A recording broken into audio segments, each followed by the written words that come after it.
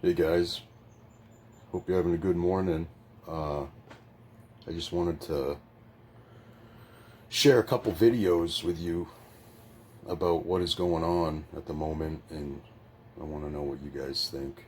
It has to do with the software that's being used in Michigan and supposedly 30 or more other states, that they just figured out there was a glitch that they fixed where it turned almost 6,000 votes that were for Trump to Biden. So they just switched those back. And supposedly, and that was in Michigan. Supposedly that same software was used in about 47 other counties in Michigan. So, and there's a lot of other stuff going on. I'll show you the clips right now and see what you guys think. Let me know. It's getting process. We just heard from John Solomon that the FBI indeed is being diligent, is involved, and we all hope he is exactly right. Your thoughts first about the knowledge now that the Justice Department is involved in this review of the election.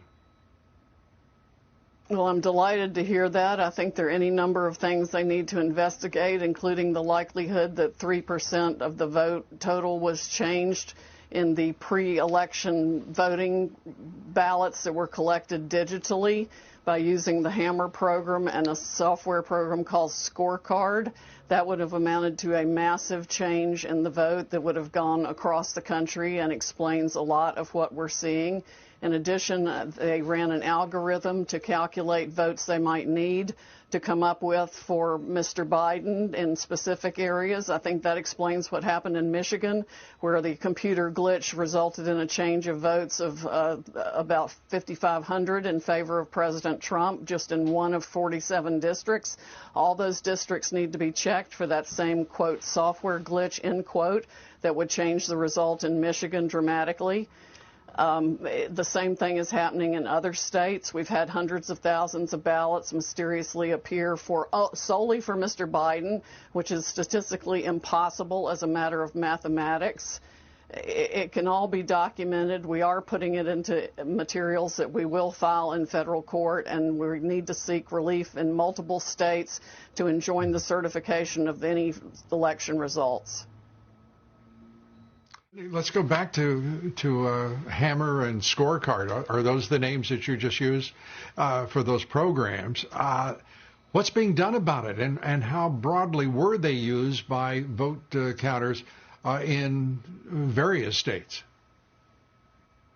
I think they were very broadly used, but not by the vote counters. They were used by the forces in the Democratic operatives that had access to these programs through the government access points that they have, and used it illegally to change votes in this country. It's got to be investigated probably by the president's most trusted military intelligence officials who can get into the system and see what was done. But we do have some evidence that that is exactly what happened.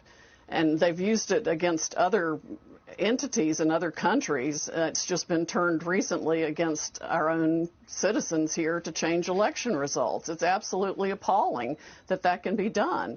And whether it's called computer glitches or something else, somebody has actually gone into the system and changed voting results. What can we do about it? Because the Department of Justice, I mean, if there's evidence of that program, why not just turn it over to the Justice Department and say, and go to the courts and say, this has got to stop now. Here is the way in which it was done.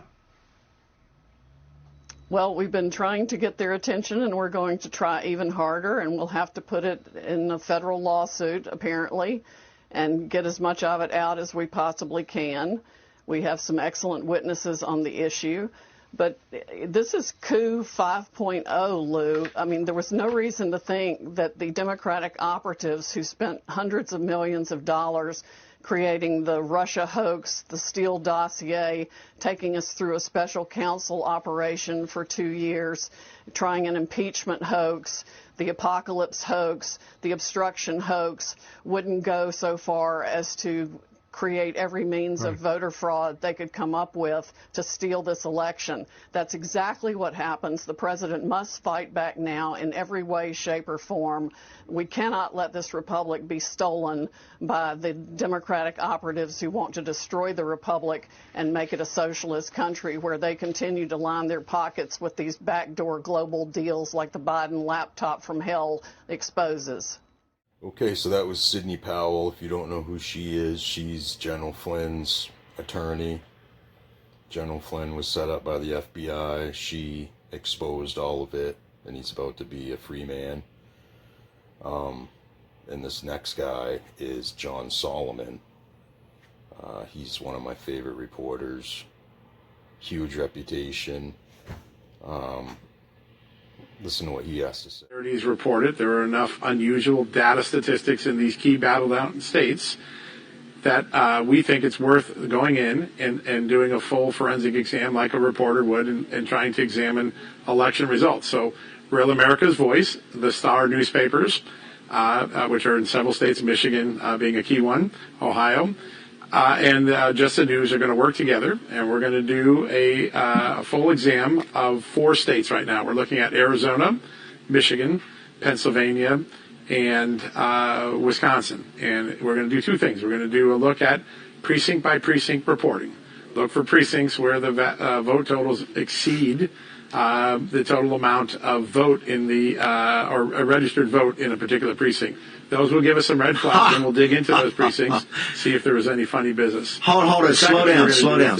No, hang on, John. Hang on, John, hang on for a second. People's heads are blown up already. What do you mean looking precincts where the vote counts higher? Are you telling me they actually exist where vote counts higher than the registered voters in the precinct? How does that work?